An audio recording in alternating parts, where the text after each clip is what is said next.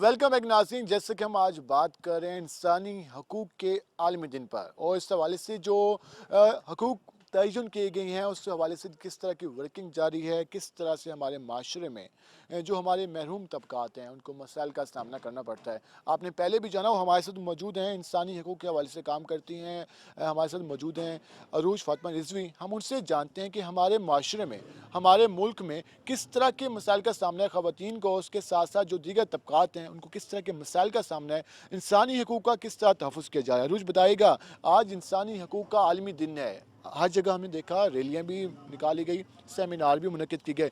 क्या आप समझते हैं कि सबके बावजूद हमारे माशरे में इंसानी हकूक़ का तहफ़्फ़ुज़ किया जा रहा है? सबसे पहले तो मैं बिलाल आपका शुक्रिया अदा करती हूँ कि आपने मुझे इतना मौका दिया कि मेरी बात जो है तमाम सुनने वालों और देखने वालों तक पहुँच सके। इंसानी हकूक़ तो वो हकूक़ हैं जो पैदा होते साथ उनके हक है कि उन्हें दिए जाएं, लेकिन वो दिए नहीं जाते। हकूक़ तो बहुत सारे हैं और उनकी डिस्क्रिमिनेशन भी बहुत ज़्यादा होती है। माशरा हमारा क्योंकि मैंस डोमिनेटिंग है तो थोड़ी सी जो डिस्क्रिमिनेशन है वो ख़वातीन के साथ और ट्रांसजेंडर के साथ ज़्यादा की जाती है।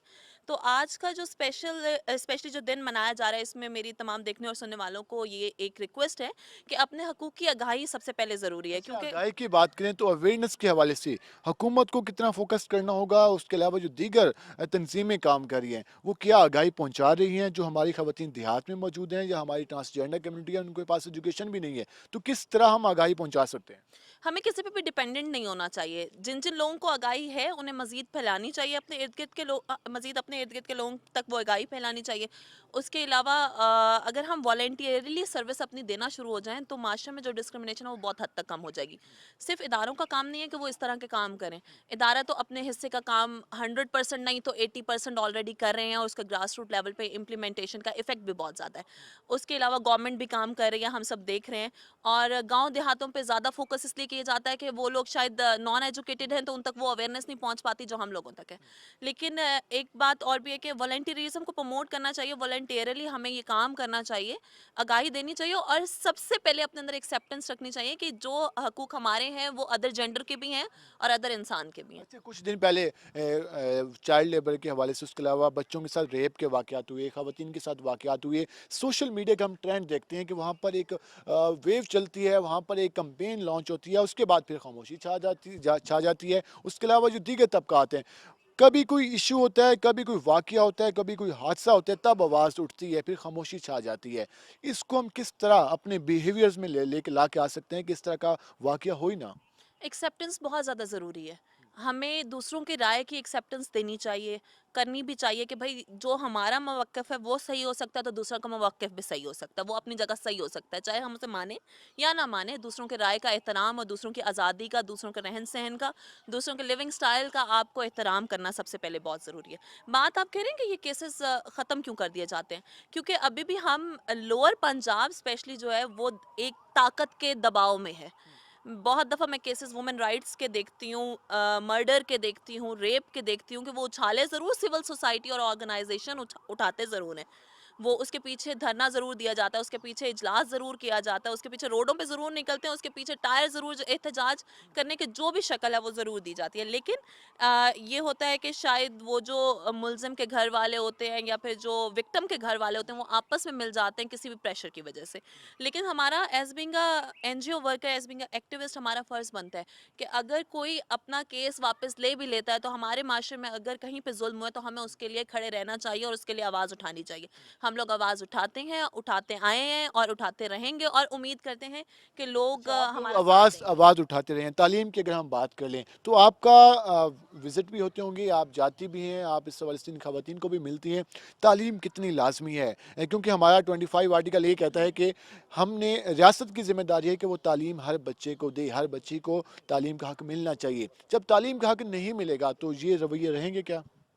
बिलाल देखें, तालीम का हक मिलना नहीं चाहिए, ये हमारे वो हकूक हैं जो आंखें खोलते साथ पहला सांस लेते हुए हमारे हैं। हमें मिलना नहीं चाहिए, हमें एजुकेशन देनी चाहिए। और वॉलंटियरली सर्विस की मैं बात कर रही थी, हमारे माशरे में क्योंकि गुर्बत बहुत ज़्यादा है, बहुत सारे लोग फीसेस जो हैं वो अफोर्ड नहीं कर सकते, तो हमें ये चाहिए कि एजुकेशन को आम करें। कोई भी छोटी सी भी बात अच्छी हमें पता चलती है तो उसे आम किया जाए लोगों में, हर तरह के लोगों में, शायद बहुत सारे पढ़े लिखे लोगों के भी इल्म में वो तमाम बातें नहीं होती जो उनको पता होना बहुत ज़्यादा ज़रूरी है। और तालीम की जहाँ तक बात है, अब तो गवर्नमेंट ऑफ पाकिस्तान ने तालीम मुफ्त कर दी है मैट्रिक तक। तो ये जो एक एक्सक्यूज़ था ना कि एजुकेशन, फ्री एजुकेशन होनी चाहिए, एजुकेशन बहुत महंगी है, तो ऐसा कुछ नहीं है। अच्छा, लास्ट हमें में खुद भी हिम्मत करनी चाहिए। हम बात कर लेते हैं जो भट्ठा जात पे लोग काम करते हैं, जो ख़वातीन काम करती हैं, जो फसलों में जाकर कपास चुनती हैं ख़वातीन, उनके राइट्स का किस तरह तहफ़्फ़ुज़ किया जा सकता है? उनको कितनी मज़दूरी हम दे रहे हैं? कितने हमारे जो माशरे के जो ताकतवर तबक़ात हैं, उनका किस तरह इस्तेहसाल कर रहे हैं? तो इसके हवाले से किस तरह वर्किंग होनी चाहिए? बिलाल देखें, आपसे मैं फिर दोबारा यही बात करूंगी कि जो मेरा हकूक मेरे हैं, जो हक मेरे पास हैं, जो राइट्स मेरे पास हैं, वही उस भट्टा मजदूर की खातून के भी हैं। कि अगर मुझे खाना पूरा मिलना चाहिए, मुझे मतलब इज्जत मिलनी चाहिए, मुझे तहफ़्फ़ुज़ मिलना चाहिए, तो उसे भी इतना ही मिलना चाहिए। जहाँ तक आप भट्टा मजदूर की एक आमदनी जो उन्हें मिलती है हफ्तावार, उसकी आप बात करें तो उस पे गवर्नमेंट ऑफ पाकिस्तान ने पहले भी उस पे मैंने देखा था 2005 में या 2006 में उसमें इम्प्रूवमेंट आई थी। लेकिन अब बात ये है कि माशरे में महंगाई बहुत ज़्यादा हो गई है कि हम उस आमदनी में गुजारा नहीं कर पा रहे।